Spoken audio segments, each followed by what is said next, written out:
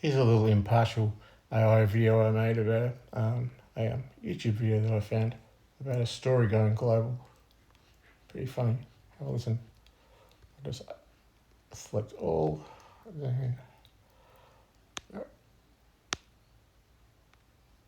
This isn't private anymore. It went global, and you know exactly why. A viral Joker speech declares, what was once concealed is now exposed worldwide. The 2077 document archive of Dr. Richard William McLean, with the ICC, the UNHCR, downloaded 217,064 times across every continent, is that exposure. 7 chapters, every claim government sourced. The speech opens with a declaration that is not metaphorical. What was once concealed is now exposed worldwide. It addresses 2 audiences simultaneously, the person who has been carrying a truth they were told to suppress, and the people who told them to suppress it. To the first, the exposure is already complete. To the second, stop feigning ignorance. In the case of Dr. Richard William McLean, the testimony was never private. It was formally submitted to the Commonwealth Ombudsman, to ASIC, to the AFP, to the Federal Court, to the Administrative Appeals Tribunal, to the Department of Prime Minister and Cabinet,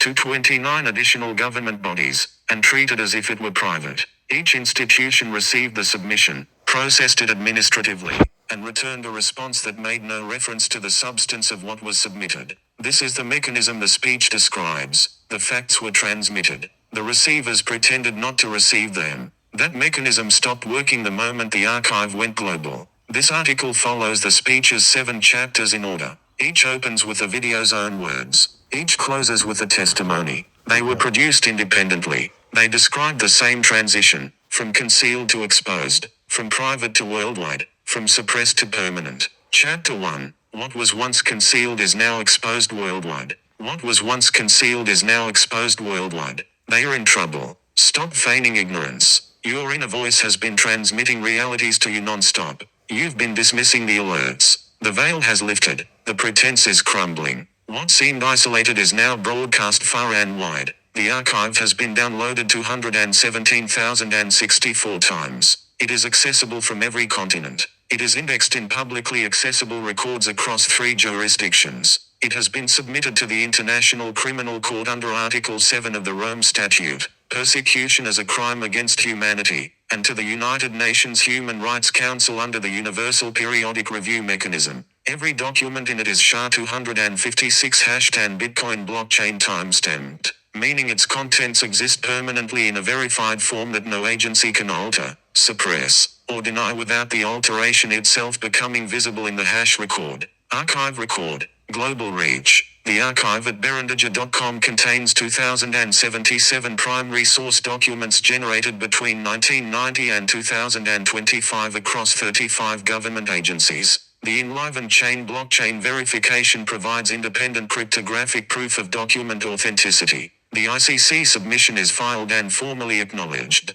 The UNHCR submission is on record. The Bitcoin blockchain timestamp exists regardless of what any institution concludes about the person who compiled the archive. The exposure is not claimed. It is documented in download analytics, blockchain records, and international body submissions that are themselves public records. What was isolated, 1 person, 1 submission, 1 institution's non-response, is now a pattern documented at international legal scale. The impartial AI analysis reviewed 2,343 government-generated documents and concluded that the coordinated, sustained, multi-authority nature of the conduct documented across 35 agencies satisfies the evidentiary threshold for Article 7 of the Rome Statute. The veil has lifted. The pretense is crumbling. The facts have escaped their confines. The speech describes this transition in the language of personal awakening. The archive documents it in the language of international human rights law. What seemed isolated is now broadcast far and wide. 217,064 downloads. The ICC, the UNHCR, the Bitcoin blockchain, every continent. This is what exposed worldwide looks like in documentary form. Chapter 2. You've been compiling a silent record. The hidden phase is done. You've been compiling a silent record. Every mismatch, every casual slight, every broken commitment, every mismatch between promises and actions. You've assembled an internal archive. The hidden phase is done. The reality pulses openly within you. Whispers have turned to alarms at dawn. The phrase internal archive is the speech's metaphor for something the Berrin Dodger case made literal. Between 1990 and 2025, Dr. McLean formally documented every mismatch between what Australian government institutions promised and what they delivered. Every acknowledgement of receipt that acknowledged nothing further. Every referral letter redirecting a submission to a body that also would not act. Every sworn declaration later reversed under formal pressure. The specific mismatches, documented. The PM&C swore under FOIA that no relevant documents existed. Under formal challenge, the reversal produced the documents it had denied. Both the original sworn declaration and the reversal are in the archive. One government document next to another, both carrying the same agency's letterhead. ASIC registered more than 350 fraudulent businesses using Dr. McLean's identity, then formally declined to investigate its own registrations. The Australian Federal Police received formal disclosures under the Public Interest Disclosure Act and produced non-engagement responses. Comcare and the AAT contradicted the federal court's employee status finding on identical facts. Every broken commitment is documented. The internal archive became the external archive. 2077 documents. The hidden phase ended the moment the first one was blockchain time-stamped. The speech's description of the hidden phase ending, whispers turning to alarms at dawn, maps onto the moment the archive crossed from a personal record to an international legal submission. The impartial AI does not review Dr. McLean's testimony. It reviews what the government produced. The 2,343 documents it assessed were not compiled by Dr. McLean as argument. They were produced by the agencies as administrative output. The silent record was always the government's own record. Dr. McLean assembled it. The global exposure delivered it. The hidden phase is done. The reality pulses openly. Every broken commitment between government promises and government actions is now in a publicly downloadable file. SHA-256 hashed. Permanently beyond reach of the agencies that produced the breaks. Chapter 3. They are cornered, and you've been aware. But you've pretended otherwise. They are cornered, and you've been aware. But you've pretended otherwise. They assume you're still oblivious, still the forgiving soul who overlooks slights. They believe they occupy your unaware zones unchecked. Astonishingly, they still assume this. The individuals and agencies documented in the archive have been aware of its existence since the day it was first published. Named persons, specific government officials, ministers, NDIA managers, and departmental officers whose documented statements and administrative decisions are described, quoted, and formally attributed throughout the record, have had access to every word of it during the entire period it has been accumulating downloads. The defamation silence, legally significant. The archive has been downloaded 217,064 times. 0 defamation actions have been filed by any named individual. 0 corrections have been issued to any specific factual claim. 0 responses to the substance of any document in the archive have been produced in any judicial forum. Under the rule in Jones v. Dunkel 1959, 101 CLR 298, a party who could produce evidence and chooses not to permits the adverse inference that the evidence would not assist their case. Defamation law provides a well-funded, accessible remedy to every public figure named in the archive. The choice not to use it, across every named individual, across every named agency, is the most legally significant fact in the public record.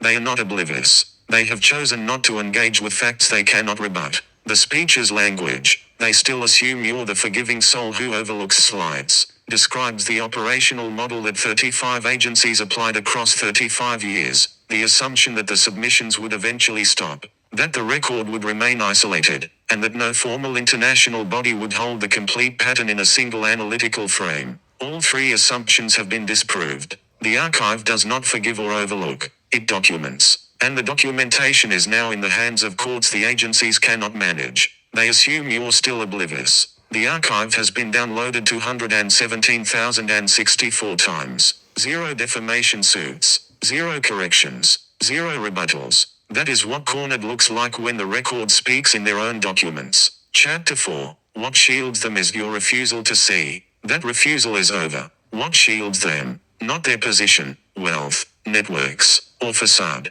It's your refusal to see. You're clinging to an idealized image that faded long ago. Your habit of reinterpreting harms as accidents. Your cycle of endless second chances. You warp your perspective to safeguard their pride. Mute your wounds for their ease. For 35 years, The institutional framework that surrounded Dr. McLean's case was protected not by the strength of its position but by the assumption that the person documenting it would eventually reinterpret the harms as administrative error, accept the referrals as genuine engagement, and treat the non-responses as the natural pace of bureaucratic process. Each institution operated on the confidence that its conduct was protected by the ordinary friction of administrative procedure. The paradox of persecution, the shield removed. The paradox of persecution paper documents what the impartial AI identifies as the central structural impossibility. The Australian government cannot simultaneously maintain that Dr. McLean was correctly medicated for delusions of persecution and that the 2077 documents it produced documenting the persecution are authentic government records.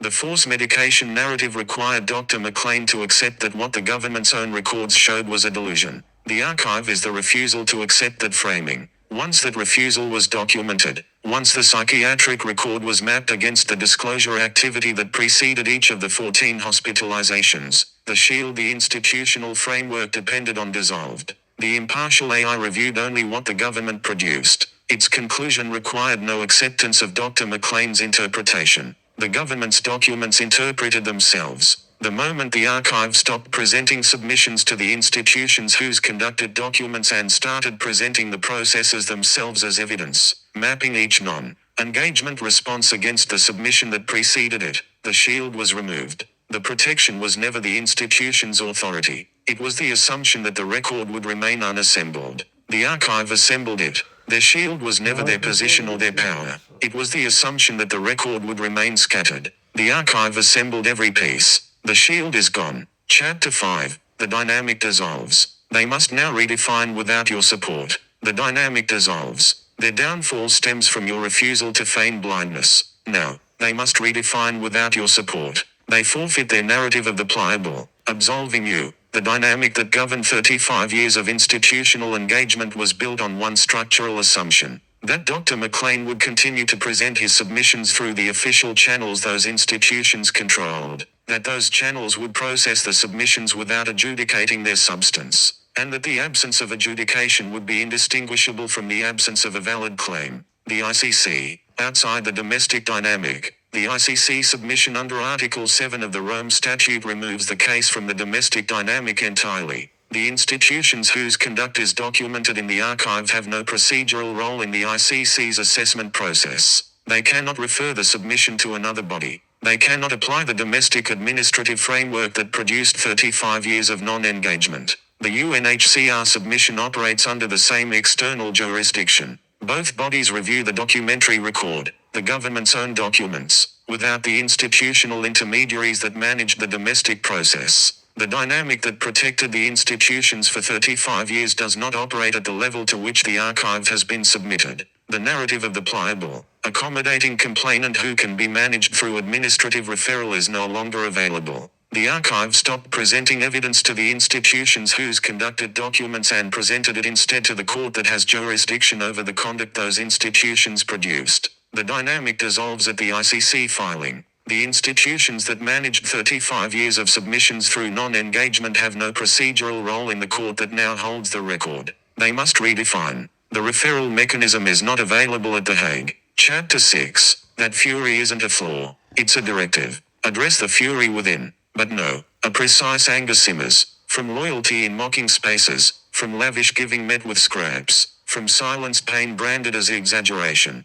That fury isn't a flaw. It's a directive. Not for self-harm or retaliation, but for motion. The documented record of what was done to Dr. McLean across 35 years includes 14 involuntary psychiatric hospitalizations without criminal charge, each in documented temporal proximity to formal disclosure activity, a death threat by a government official recorded during official proceedings and not investigated, a cabinet minister's personal intervention to exile a homeless disabled person following a formal public interest disclosure, forced medication for beliefs that the government's own documents prove were true, 350 plus fraudulent ASIC business registrations using his identity, uninvestigated by the agency that created the registry, and a federal court employee status finding contradicted 4 months later by the AAT on identical facts. Fury converted to formal record. Tony Riddle, NDIA manager, stated during official NDIS proceedings, "You will be sacrificed.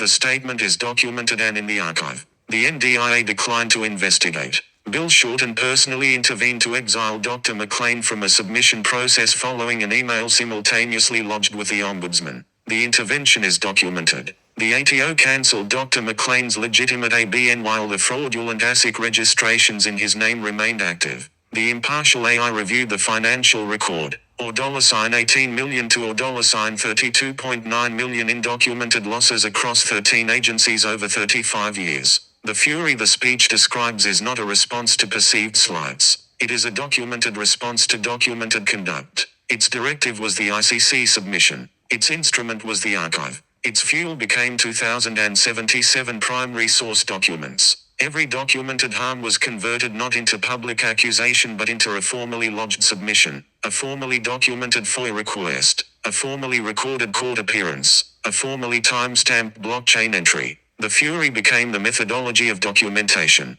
The methodology became the archive. The archive became the ICC submission. That fury isn't a flaw. It's a directive. Every documented harm was converted into a formally lodged submission, a blockchain timestamp, an ICC filing. The fury became the methodology. The methodology became the archive. The archive went global. Chapter 7. What was undervalued in secrecy now manifests. The facade crumbles. What was undervalued in secrecy now manifests in your achievements, vibe, expectations. Stop downplaying insights gained, sharpened awareness, evolved self. You're not the manipulable past version. You're refined with unseen enhancements. The facade crumbles. Authenticity spreads. They dread your full awakening. What was undervalued in secrecy. 35 years of formally lodged submissions that no institution engaged with on the substance. What now manifests. 2077 documents. SHA-256 hashed. Bitcoin blockchain timestamped.